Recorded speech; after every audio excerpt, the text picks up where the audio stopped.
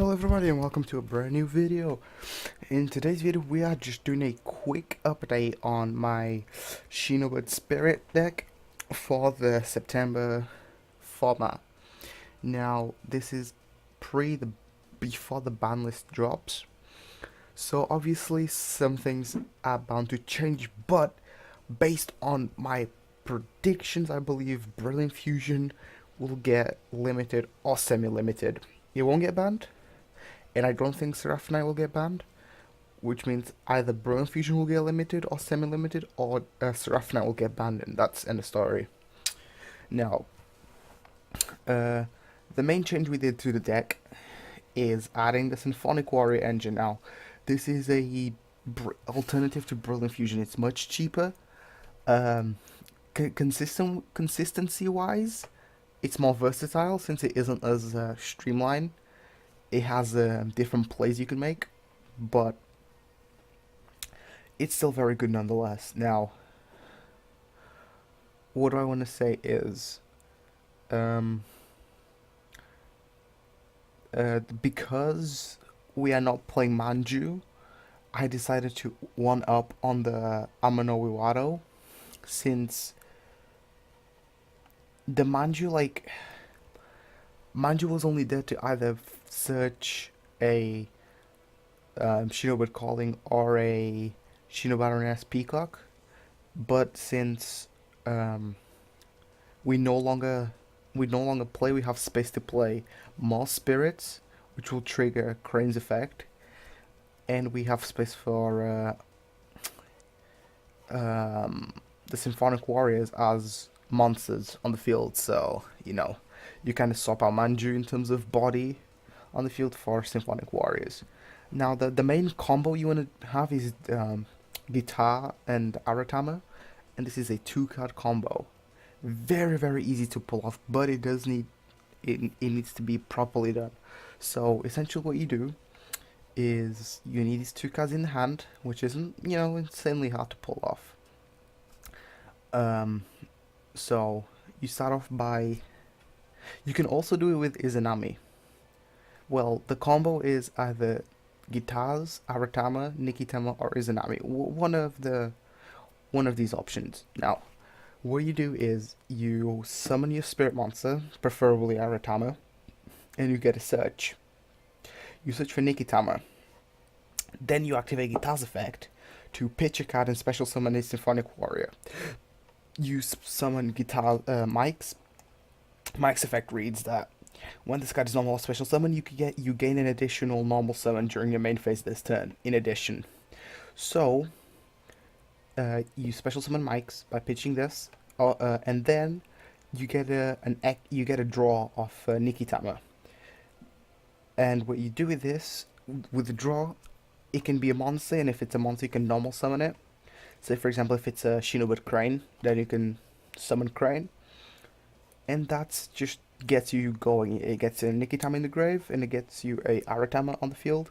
So what this means is that if you have a Baron and you're calling your ritual spell, you can just go off from there. But this is a pretty good play to generate advantage. Now, so what could happen is, say for example, you start in your hand with a guitar and a mic, which isn't really an issue since you can use guitar's effect to pitch mic and then special summon the second mic. That's why I like this ratio. And then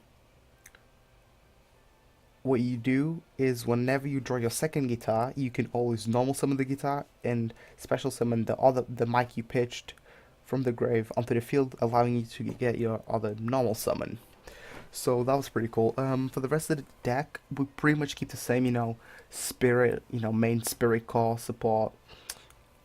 We one up on the Amano Wiwado since it's really strong. Izanami, very versatile, still with a teched in Shino Crow in case you don't have a Shino Calling but you want to go over something. And then, preparation of rides, trade-ins for draw power. If you're playing against a deck that will OTK you,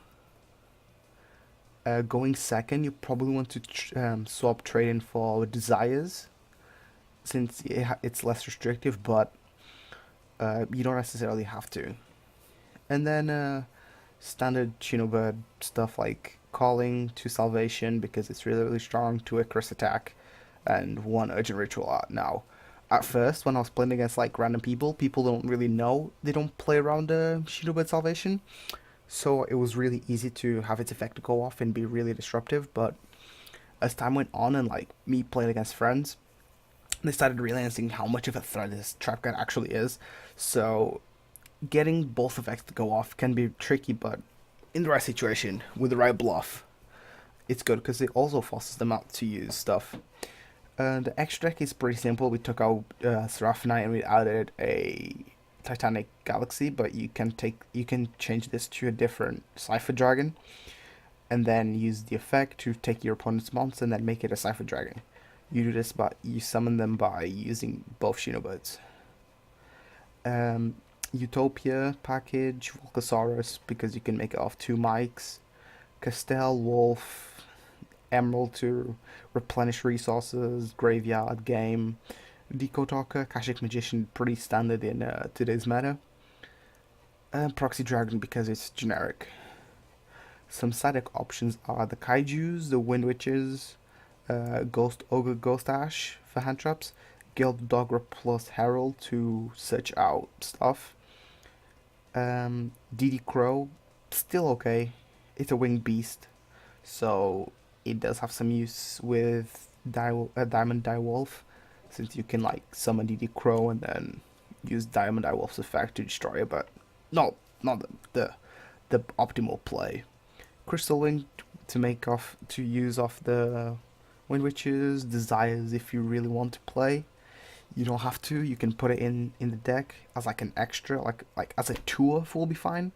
3 Desires is too much because you don't want to draw Desires into Desires. Banishing 20 cards in a deck that has 3 can do 4 powerful plays with rituals. It's not a good idea. Slumber with Kaijus and Heavy Dust Storm if you play against a back row heavy deck. However, you still have Shino Baroness. She's able to shuffle 3 spells and traps into the deck, so you don't really need it. But it's okay. Now, very quickly gonna close out this and show you guys some of the replays. It's only a couple of replays. Nothing too special, just to see, how the engine works most of the time, so this is a good showcase. So my opponent's playing ABCs, he has a Ghost Ogre, Mind Control, Raigeki. I go for the play, search out Nikitam, and then go guitars, but my opponent actually counters it with Ghost Ogre. Now that is really unfortunate, since my effect is despite me drawing the card, my effect does not go off. So, I use Baron and shuffle, my opponent shuffles. So, even though my play was disrupted and I could have had a much better field, it's still fine, and then I get the search off Shinobird Power Spot.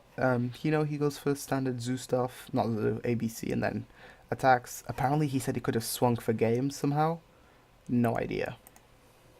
I don't play ABC. But again, I just repeat the same play of playing Aratama, and then searching Nikitama, and then I play Pre-Preparation of Rites as a bluff, since I already had one of the rituals. My opponent can't really counterplay the healing, which is pretty good. I get the effect off Nikitama, and then I shuffle back his stuff. I get Crane out, and then I make Baron. I get the draw off Crane, which is really amazing since I was able to draw into Amano Iwaro. And despite all that, I still had game on the field. The next decks are much slower. The next games are a lot slower, but you can still see some of the power. Now my opponent, he was playing DDD. Now this is a game where Urgent Ritual kind of gets me the free win. So he does the DDD things, not really sure how good his play was, but he made Beelzus. Now, Beelzus says that it cannot be destroyed by battle or card effects, and all the monsters you control cannot attack. Once per turn, you can target all monsters your opponent controls, and any damage involved in that card is halved, and change its attack to 0, and then gain gain life points. So I go for Crane, set up my plays. My opponent didn't really have any back row disruption, so I make mics, and I end my phase. Now. The idea here was to search with Power Spot, being able to search out my Baron, because if you look at my graveyard, I already had a Shino Calling since with hand destruction plus pitching stuff. So he activates Beelzus, and here I activate Urgent Ritual, summon the Baron, and then I just shuffle his Beelzus back into the deck. He tries to come back, but I think he messed up somehow.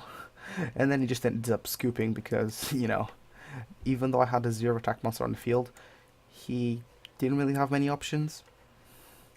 So that was pretty good. Just showing you how important Urgent Ritual Art can be, allowing you to ritual summon during your opponent's turn, which is also always really, really strong.